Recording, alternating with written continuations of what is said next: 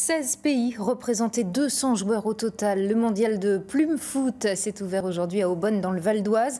Le plume foot, c'est un sport très populaire en Asie, mélange de foot et de badminton qui nécessite, vous allez le voir, une bonne dose de souplesse. Anaëlle Blanchard, Louise Cléty. Des plumes roses lestées par une base en caoutchouc. Ce volant flashy peu banal est pourtant l'outil indispensable au plume foot. Un sport acrobatique originaire d'Extrême-Orient qui mélange foot, kung-fu et badminton. La partie en hauteur, c'est des plumes qui permettent que ça vole. Et en bas, ensuite, on a un lest qui permet donc que quand on jette la plume, elle retourne toujours vers le bas. Quand on joue en simple, donc en 1 contre 1, on a le droit à 2 touches de balle. Donc qui est généralement une première touche qu'on fait pour se lever la balle et une deuxième touche qu'on utilise pour smasher, donc pour faire une attaque vers l'adversaire. Oui.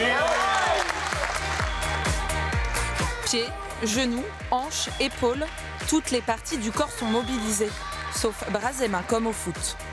Pour cette 10e Coupe du Monde, des joueurs du monde entier s'affrontent derrière un filet d'1,60 m. Les Asiatiques, tous professionnels, sont les favoris. Pas de quoi impressionner Étienne du club de Puteaux, champion de France, qui dispute ce quart de finale contre le numéro 3 mondial.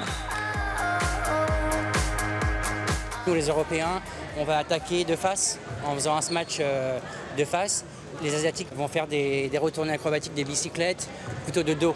C'est un cran au-dessus. C'est tout un enchaînement, un peu comme la gym, où c'est un enchaînement qu'il faut savoir répéter à la perfection tout au long du match. Repense à ton replacement toujours dès que tu l'as rendu, ok? Autre pointure francilienne, Changali Sen Nguyen.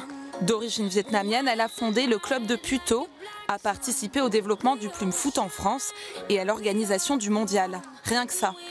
Et à 38 ans, elle termine sa carrière en beauté, puisqu'elle finit en simple 3e. Le plume foot, une discipline qui ne s'improvise pas. Nous avons même essayé de jouer au pied, ou comme un pied, c'est selon.